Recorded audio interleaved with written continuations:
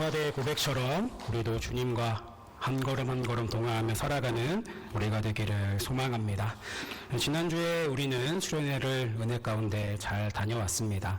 우리 하루 또 1박 2일 기간 동안 주님께서 함께 해주시고 주시는 그 말씀과 또 일정들 가운데 우리는 서로 사랑하고 또 은혜를 나누면서 잘 다녀왔습니다. 우리 그곳에서 함께하지 못한 분들을 위해서도 함께 기도하는 시간을 가졌었는데 하나님께서 우리에게 동일한 은혜로 함께 하실 것을 믿습니다. 오늘은 회복을 품은 눈물이라는 제목으로 함께 은혜를 나누려고 합니다. 특별히 오늘은 신앙의 회복, 우리가 신앙적으로 회복되는 열쇠가 무엇인지, 그리고 하나님 앞에서 흘리는 눈물이 우리 삶에 어떠한 의미를 가지는지 함께 생각해 보려고 합니다. 우리가 살아가는 시대를 가만히 살펴보면 상처받지 않고 살아가는 것이 참 쉽지 않습니다. 마음 편하게 살고 싶지만 삶의 곳곳에서 우리를 지치게 하는 일들이 계속해서 생깁니다. 물가가 계속 오르는 가운데서 열심히 가게를 꾸리고 살아가려고 하지만 적자가 보이고 그런 장을 보고 돌아오는 그런 우리 부모님의 깊은 한숨이 있습니다. 열심히 일하지만 남는 것은 걱정뿐인 현실 앞에서 마음이 무너질 때가 있습니다. 직장에서도 상사와 또 후배 사이에서 이리저리 또 치이고, 회사에서는 능력 있는 사람이 되어야 하고 집에 돌아오면 좋은 남편, 좋은 아내, 그리고 좋은 부모가 되어야 합니다. 그런데 정작 내 마음을 돌볼 여유가 없습니다. 자녀와 사이좋고 또 친하게 지내고 싶지만 내가 오면 방으로 들어가는 그런 자녀들을 바라보면서 또 말 한마디 건네기 어려운 이런 가족의 분위기를 보면서 짓는 한숨들도 있습니다. 우리 청년들도 마찬가지입니다. 대학에 들어가고 졸업을 하면 열심히 출근하고 활기차게 일하는 삶을 꿈꿉니다. 예전 광고에서 보던 것처럼 당당하게 일하러 가는 모습을 기대합니다. 그런데 현실은 쉽지 않습니다. 일자리를 찾아보고 또 아르바이트를 알아보고 스펙을 쌓아도 마음처럼 되지 않을 때가 많습니다. 그래서 청년들의 마음속에도 이러한 깊은 한숨이 쌓여갑니다. 오늘날 우리는 크고 작은 한숨 속에서 살아갑니다. 겉으로는 괜찮은 척을 하지만 마음속에는 말하지 못한 피로와 상처가 쌓여 있습니다. 이 시대를 보여주는 그런 책이 한 권 있습니다. 한병철 교수님의 피로사회라는 책인데, 이 책은 한국 교수님께서 쓰신 책이지만 외국에서 특별히 독일에서 선풍적인 인기를 끌고 역으로 다시 한국에 소개된 이런 이력을 가진 책입니다. 이 책은 현대 사회가 피로 사회라고 이야기를 하면서 왜 이렇게 우리가 피로한 삶을 사는가에 대한 것을 설명합니다. 저자는 오늘날의 사회가 사람들에게 끊임없이 성과를 요구한다고 말합니다. 우리는 어디에 있든지 좋은 사람이 되어야 한다는 압박 속에서 살아갑니다. 직장에서는 능력 있는 사람이 되어야 합니다. 가정에서는 좋은 배우자와 좋은 부모가 되어야 하고, 교회에서는 좋은 성도가 되어야 합니다. 사람들 앞에서는 부족함이 없어 보여야 합니다. 그러다 보니 우리는 어느 자리에서도 편하게 지내지 못하고 편하게 숨을 쉬지 못하고 살아갑니다. 그래서 이 시대를 한 문장으로 정리한다면, 나는 어디에서도 부족해 보이면 안 된다라는 삶을 살아가는 것이라고 할 수 있습니다. 바로 이 마음, 이것이 우리를 피곤하게 만듭니다. 사람은 누구나 약한 부분이 있습니다. 무너지는 순간이 있고 눈물이 나는 시간이 있습니다. 그런데 우리는 그 모습을 숨기려고 합니다. 괜찮지 않은데 괜찮다고 말합니다. 힘든데 힘들지 않다고 합니다. 울고 싶은데 울지 않습니다. 그러다 보니 마음은 점점 더 지쳐가는 것입니다. 여러분은 어떻습니까? 요즘 여러분의 마음은 괜찮으십니까? 혹시 겉으로는 웃고 있지만 마음속 깊은 곳에서는 한숨을 쉬고 있지는 않으십니까? 우리는 눈물을 부끄럽게 생각할 때가 있습니다. 특히 신앙생활을 하다 보면 눈물을 흘리는 것을 믿음이 약한 모습처럼 생각하기도 합니다. 믿음이 강한 사람이라면, 믿음이 있는 사람이라면 울면 안 되는 것 아닌가? 라고 생각할 때도 있습니다. 그러나 성경은 그렇게 말하지 않습니다. 성경에는 수많은 눈물의 사람들이 등장합니다. 다윗도 울었습니다. 예레미야는 눈물의 선지자입니다. 베드로도 자신의 약함 앞에서 눈물을 흘렸습니다. 그리고 우리의 예수 그리스도께서도 눈물을 보이셨습니다. 눈물은 약함의 표시만이 아닙니다. 때로 눈물은 마음이 살아있다는 증거입니다. 눈물은 내가 아직 하나님 앞에서 무너지지 않았다는 표시입니다. 눈물은 내 안에 있는 상처가 이제 하나님께로 향했다라는 신호가 되는 것입니다. 눈물은 굉장히 하나님께서 우리에게 주신 신비한 선물입니다. 우리는 눈물을 단순히 슬플 때, 또 하품을 했을 때 흘리는 것으로 생각할 수 있지만 눈물은 우리의 몸과 마음을 지키는 역할을 합니다. 우리는 1분에 15번 정도 눈을 깜빡인다고 합니다. 그 대가로, 깜빡이는 대가로 하루 시간에 23분이 사라지는데 대신 우리가 얻는 것은 이제 1ml의 눈물입니다. 이 눈물이 우리의 눈을 보호하고 눈에 먼지나 이물질이 들어갔을 때 그것을 씻어내는 것입니다. 그리고 너무나 당연하게 생각하는 눈물이 사실은 우리 몸을 지키는 중요한 역할을 하고 있는 것입니다. 그런데 이 눈물은 우리의 몸만 지키는 것이 아닙니다. 우리의 마음도 지켜줍니다. 사람은 언제 우는가 생각해보면 힘들 때 눈물이 납니다. 너무 슬플 때도 눈물이 납니다. 억울할 때도 눈물이 나고 감사할 때도 눈물이 납니다. 눈물은 마음속에 쌓여있던 감정이 밖으로 흘러나오는 통로입니다. 울고 나면 당장 바뀐 상황은 아무것도 없지만 마음이 가벼워질 때가 있습니다. 눈물이 우리 안에 쌓여있던 긴장과 아픔을 흘려보내는 역할을 하기 때문입니다. 그래서 사람들은 이 눈물을 마음의 배수로라고 이야기합니다. 비가 오면 물이 빠져나가야 길이 있어야 집이 무너지지 않듯이 우리 마음에도 아픔과 슬픔이 빠져나갈 길이 바로 이 눈물이라고 이야기하는 것입니다. 1997년 영국에 이제 아주 큰 일이 일어났는데 되게 신기한 사회 현상이 일어났습니다. 저 가보진 않았지만 영국이 굉장히 날씨도 오락가락하고 그래서 마음이 아픈 사람이 많은 곳으로 유명한데 1997년 그 한 시기에 영국 사회 전체가 그 우울함이 적어지는, 우울함이 내려가는 그런 일이 있었는데 어떤 일이 일어났냐면 1997년 다이애나 왕세자비가 갑작스러운 교통사고로 이제 세상을 떠났습니다. 영국 사회가 큰 충격에 빠졌고 수많은 사람들이 거리로 나와서 꽃을 놓고 눈물을 흘리면서 애도했습니다.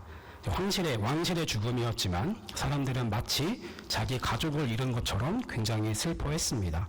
그런데 이 사람들이 다이애나 왕세자비가 죽었는데 그 시기에 우울감이 떨어졌다라는 연구 결과가 나와서 이것을 다이애나 이펙트라고 불렀습니다. 이 다이애나 이펙트가 일어난 것은 사람들이 이제 이 왕세자비의 죽음을 슬퍼하면서 눈물을 흘리면서 그 마음에 진심으로 울었기 때문에 그 우울의 척도가 내려갔다라고 이야기해서 다이애나 이펙트라고 부릅니다. 물론 이 사건이 모든 사람에게 똑같이 위로가 된 것은 아니지만 어떤 사람들에게는 오히려 자기 안에 있는 슬픔이 더 사라지는 시간이 될 수 있었다는 것입니다. 분명한 것은 그 사건을 통해 많은 사람들이 그동안 숨겨두었던 슬픔을 드러냈고 괜찮은 척하면서 살아가던 사람들이 울기 시작했다는 것입니다. 자기 안에 있던 아픔을 표현하자 그 반대로 우울의 척도가 내려갔다라는 것이 이 다이애나 이펙트입니다. 여기서 우리가 생각해야 할 중요한 점이 있습니다. 눈물은 단순히 눈물을 흘리는 것으로 끝나지 않습니다. 눈물은 내 안에 있는 아픔을 인정하는 일입니다. 나는 괜찮지 않습니다. 나는 아픕니다. 나는 위로가 필요합니다. 라고 말하는 우리 마음의 언어인 것입니다. 그래서 눈물은 때로 회복의 시작이 됩니다. 울 수 있다는 것은 아직 마음이 굳어지지 않았다는 뜻입니다. 울 수 있다는 것은 아직 나는 회복을 바라고 있다는 뜻이기도 합니다. 울 수 있다는 것은 아직 내 안에 하나님께 나아가고 싶은 마음이 남아있다는 뜻입니다. 그런데 눈물이 중요한데 눈물을 흘릴 때 가장 중요한 것이 있습니다. 바로 누구 앞에서 울고 있는가라는 것입니다. 사람은 누구나 자기 마음을 100% 온전히 이해해 줄 누군가를 찾습니다. 내가 왜 우는지, 내가 왜 이렇게 무너졌는지, 내가 왜 이렇게 아픈지 알아줄 사람을 찾습니다. 그래서 우리는 가까운 사람 앞에서 웁니다. 나를 판단하지 않고 내 이야기를 끊지 않고 경청하고 내 마음을 있는 그대로 받아줄 사람 앞에서 울고 싶어 합니다. 하지만 사람은 사람을 완전히 이해할 수 없습니다. 아무리 가까운 사람이라도 내 마음 깊은 곳까지 다 알 수는 없습니다. 때로는 가족도 나를 오해하고 친구도 내 마음을 다 헤아리지는 못합니다. 사랑하는 사람도 내 이 상처의 깊이를 온전히 알 수 없습니다. 그렇다면 우리는 누구 앞에서 울어야 합니까? 오늘 본문은 그 답을 보여줍니다. 바로 하나님 앞에서 우는 것, 그것입니다. 오늘 본문의 주인공은 히스기야 왕입니다. 히스기야는 남유다의 왕이었습니다. 그의 아버지는 아하스 왕이었는데 아하스 왕은 하나님 보시기에 악을 행한 왕이었습니다. 그러나 이 히스기야는 아버지의 길을 따라가지 않고 하나님을 의지하고 하나님 보시기에 정직하게 행한 왕이었습니다. 열왕기하 18장 3절은 히스기야에 대해 이렇게 말합니다. 히스기야가 그의 조상 다윗의 모든 행위와 같이 여호와께서 보시기에 정직하게 행하여. 성경이 한 왕을 평가할 때 이렇게 말합니다. 사람들이 보기에 성공했느냐가 아닙니다. 정치적으로 얼마나 강했느냐가 아닙니다. 얼마나 많은 업적을 남겼느냐, 그것도 아닙니다. 가장 중요한 기준은 여호와께서 보시기에 어떠했는가입니다. 히스기야는 하나님께서 보시기에 정직한 왕이었습니다. 그는 우상으로 더럽혀진 성전을 정결하게 했고 백성들이 하나님께 돌아오도록 종교개혁을 이루었습니다. 무너진 예배를 회복하려고 애썼고 하나님을 떠난 백성들이 다시 하나님께 돌아올 수 있도록 길을 만든 왕이었습니다. 그런데 이렇게 하나님 앞에서 정직하게 살았던 히스기야에게 어느 날 놀라운 소식이 들려옵니다. 오늘 우리가 읽은 말씀 1절입니다. 그때 히스기야가 병들어 죽게 되매 아본스의 아들 선지자 이사야가 그에게 나와서 그에게 이르되 여호와의 말씀이 너는 집을 정리하라. 내가 죽고 살지 못하리라 하셨나이다. 히스기야에게 들려온 이 하나님의 말씀은 이것입니다. 너는 집을 정리하라. 내가 죽고 살지 못하리라. 이 말씀은 단순한 의학적 진단이 아니었습니다. 하나님의 말씀이었습니다. 그러니 히스기야가 받은 충격은 굉장한 충격이었습니다. 이제 더 이상 미룰 시간이 없습니다. 왕으로서 나라를 정리해야 합니다. 가족에게 유언을 남기고 자신의 아들에게 이 나라를 어떻게 이끌어 가라라는 일을 해야 하는 시간입니다. 하지만 이 사형 선고를 들은 히스기야는 다르게 반응을 했습니다. 그는 얼굴을 벽으로 향합니다. 그리고 하나님께 기도하기 시작합니다. 처음에는 작은 소리였을지 모르지만 그러나 그 기도는 곧 통곡이 되었습니다. 히스기야는 하나님 앞에서 심히 통곡했습니다. 히스기야는 이 사실을 두고서 사람 앞에서 울지 않았습니다. 많은 대신들 앞에서 울지 않았습니다. 왕궁의 사람들에게 자신의 억울함을 호소하지도 않았습니다. 그는 벽을 향했습니다. 그리고 하나님 앞에서 울었습니다. 이 장면이 굉장히 중요합니다. 히스기야가 벽을 향했다는 것은 단순히 몸의 방향을 틀었다는 것이 아닙니다. 그는 사람들의 시선을 내려놓은 것입니다. 왕으로서의 체면도 내려놓았습니다. 주변의 평가도 내려놓고 하나님께만 자신의 마음을 향한 것입니다. 히스기야는 자기 눈물을 하나님께로 가지고 갔습니다. 그의 눈물은 단순히 죽기 싫어서 흘린 눈물이 아니었습니다. 물론 죽음 앞에서 두려움이 있었을 것이지만 히스기야의 눈물에는 더 깊은 의미가 있습니다. 그는 이제 막 시작한 이 개혁이 멈출까 두려웠습니다. 하나님을 떠난 백성들이 하나님께 돌아오도록 이끌고 있었는데 자신이 죽으면 그 길이 무너질까 염려했습니다. 우상에서 돌이켜 하나님께 나아가도록 만든 그 길이 끊어질까 두려운 것이었습니다. 그래서 히스기야의 눈물은 자기만의 눈물이 아니었습니다. 백성을 위한 눈물이었습니다. 그리고 자신의 나라를 위한 눈물이었습니다. 무너진 예배가 다시 회복되기를 바라는 눈물이었습니다. 하나님께로 돌아가야 하는 백성들을 향한 눈물이었습니다. 여기서 우리는 중요한 신앙의 원리를 발견합니다. 하나님 앞에서 흐르는 눈물은 회복의 시작이 될 수 있다는 것입니다. 우리는 문제 앞에서 사람을 찾습니다. 답답하면 사람에게 말하고 싶고 억울하면 누군가에게 하소연을 하고 싶어집니다. 물론 그것도 중요합니다. 함께 울어주는 사람, 들어주는 사람 참 귀합니다. 그러나 신앙인은 거기서만 멈추면 안 되는 것입니다. 사람 앞에서 흘린 눈물이 위로가 될 수 있다면 하나님 앞에서 흘린 눈물은 회복이 될 수 있습니다. 히스기야는 하나님 앞에서 벽을 향해 울었습니다. 하나님은 그 눈물을 외면하지 않으셨습니다. 본문 4절을 보면 놀라운 장면이 나옵니다. 이사야가 성읍 가운데까지도 이르기 전에 여호와의 말씀이 그에게 임하여 이르시되, 이사야 선지자가 히스기야에게 죽음을 준비하라고 그 말씀을 전하고 돌아가는 길에 성읍 가운데까지도 가기 전에 하나님의 말씀이 다시 임했습니다.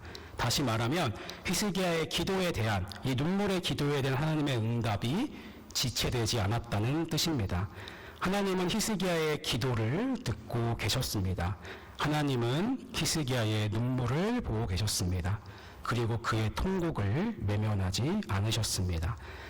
그리고 하나님께서는 히스기야에게 이렇게 말씀하십니다. 내가 내 기도를 들었고 내 눈물을 보았노라.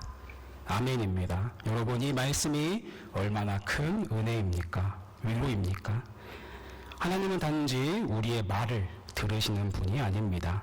하나님은 우리의 눈물을 보시는 분입니다. 사람들이 이해하지 못하는 눈물도 하나님은 보십니다. 내가 말로 다 설명하지 못한 마음도 하나님은 알고 계시는 것입니다. 내가 왜 울고 있는지, 왜 무너졌는지, 왜 버티기 힘든지 하나님은 아시기 때문입니다. 사람은 눈물의 이유를 묻습니다. 내가 울고 있으면 옆에 있는 사람이 왜 우세요? 라고 물어봅니다. 그런데 하나님은 그것을 묻기 전에 알고 계십니다. 사람은 내가 설명해야 이해하지만 하나님은 내가 말하지 못하고 표현하지 못하는 그 탄식까지도 들으시는 분이십니다. 그래서 우리는 하나님 앞에서 울 수 있습니다. 하나님 앞에서는 괜찮은 척하지 않아도 됩니다.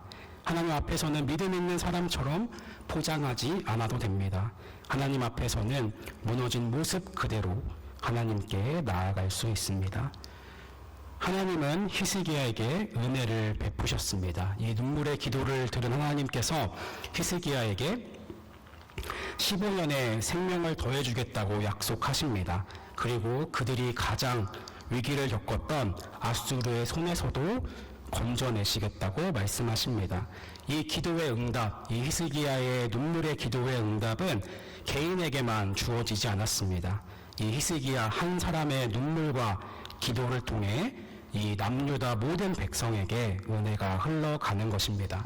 한 사람의 기도가 나라를 살리는 통로가 되었습니다.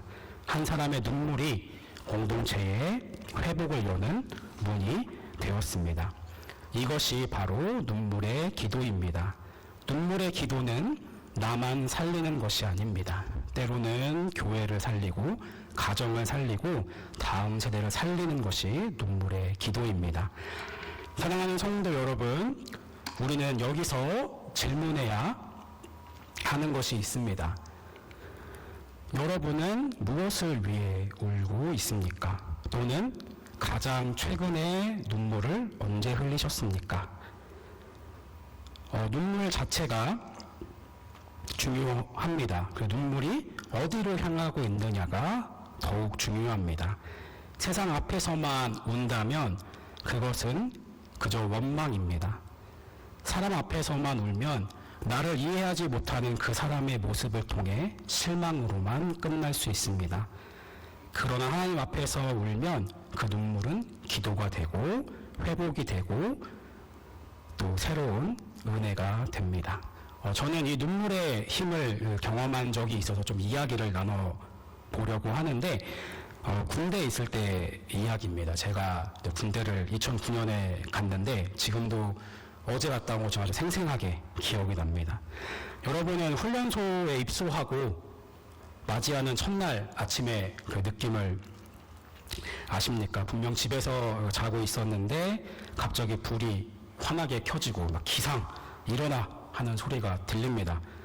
집에서는 이제 어머니께서 밥 먹어 하고 부드럽게 깨워주셨는데 훈련소에서는 전혀 다른 방식으로 하루가 시작되는 것이죠.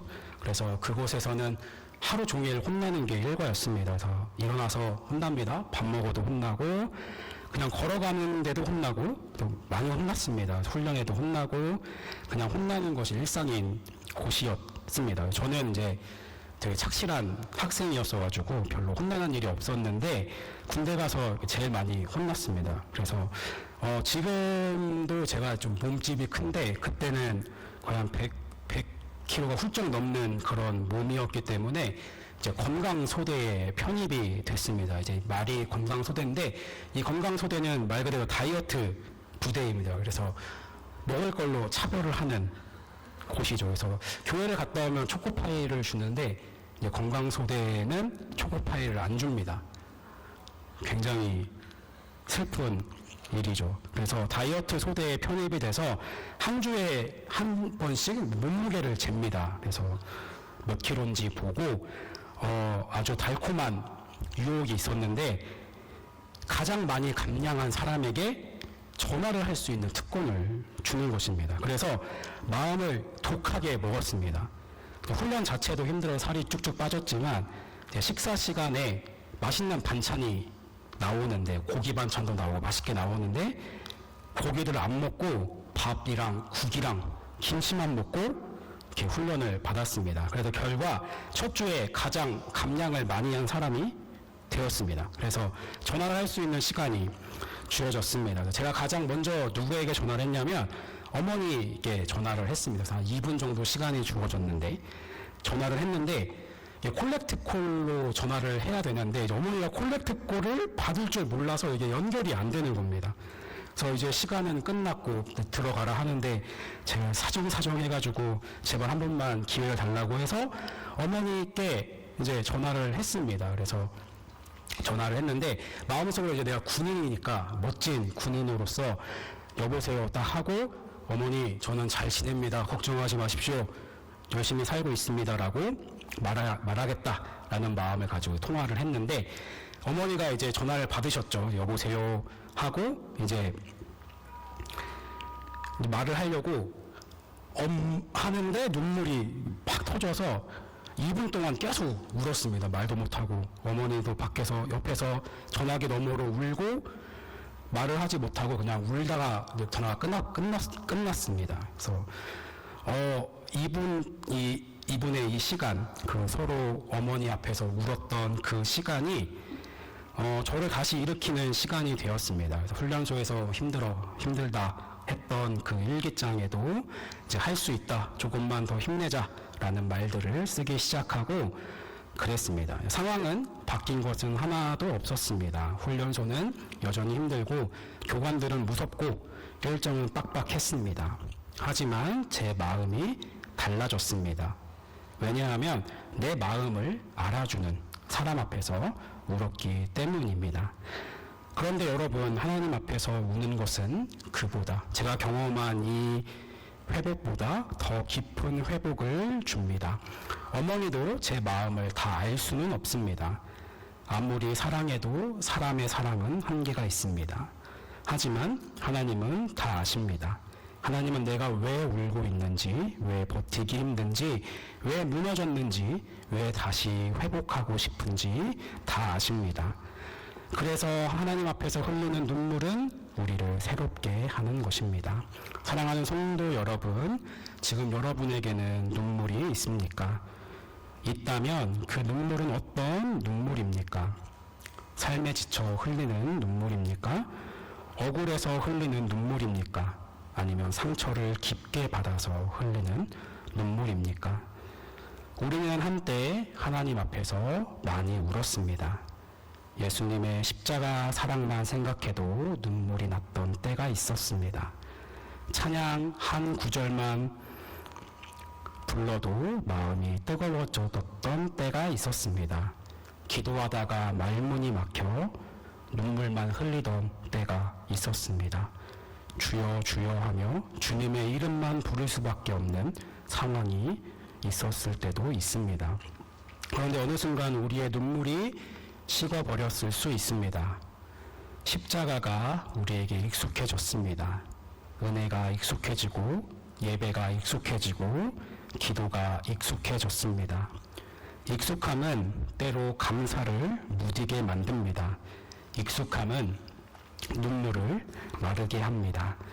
그래서 우리는 점검해야 합니다. 내 마음은 아직 하나님 앞에서 살아있는가? 나는 아직 하나님의 은혜 앞에서 올 수 있는가?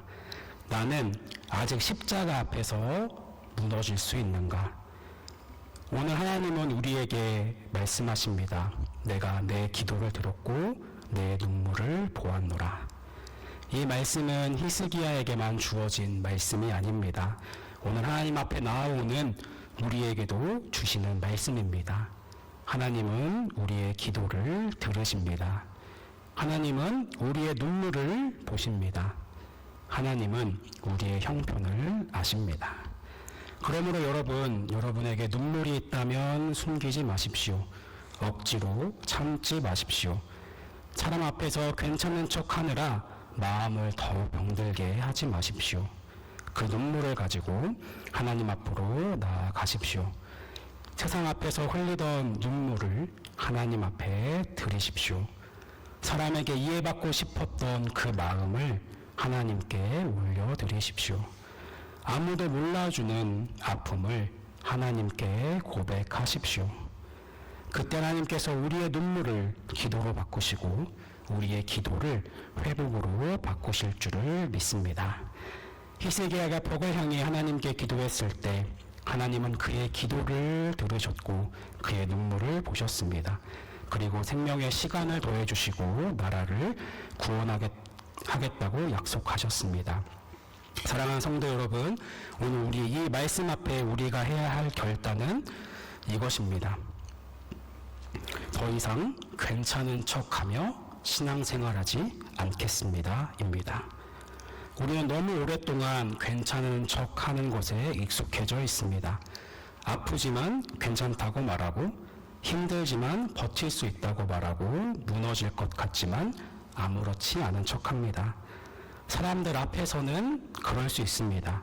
그렇게 살아갈 수 있습니다. 그러나 우리 하나님 앞에서는 그럴 필요가 없습니다.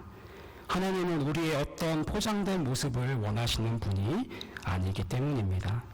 하나님은 우리의 정직한 마음을 원하십니다. 우리가 멋진 말로 기도할 때만 들으시는 분이 아닙니다. 말이 나오지 않아서 눈물만 흘릴 때도 하나님은 그 눈물을 보시고 들으시는 분이십니다. 그러므로 오늘 말씀을 붙잡고 우리는 결단해야 합니다. 이제 내 눈물을 숨기지 않겠습니다. 내 아픔을 하나님 앞에 감추지 않겠습니다. 내 마음의 무너진 자리를 하나님께 정직하게 보여드리겠습니다. 우리가 하나님 앞에서 울 수 있다는 것은 부끄러운 일이 아닙니다. 오히려 그것은 믿음의 표현입니다. 왜냐하면 하나님 앞에서 운다는 것은 하나님을 신뢰한다는 뜻이기 때문입니다. 사랑하는 성도 여러분, 누구 앞에서 울고 계십니까? 세상 앞에서 울고 있습니까? 사랑 앞에서 울고 있습니까? 하나님 앞에서 울고 계십니까? 그러므로 오늘 말씀을 붙잡고 이렇게 결단합시다. 하나님, 제 눈물을 주님 앞에 드립니다. 하나님, 제 무너진 마음을 주님께 드립니다. 하나님, 저를 다시 회복시켜 주옵소서. 하나님께서 히스기야의 눈물을 보시고 응답하셨던 것처럼 오늘 우리의 눈물을 보시고 우리를 다시 세워주실 것을 믿습니다. 우리의 눈물이 하나님 앞에서 회복을 푸는 눈물이 되기를 주님의 이름으로 축복합니다. 함께 기도하겠습니다.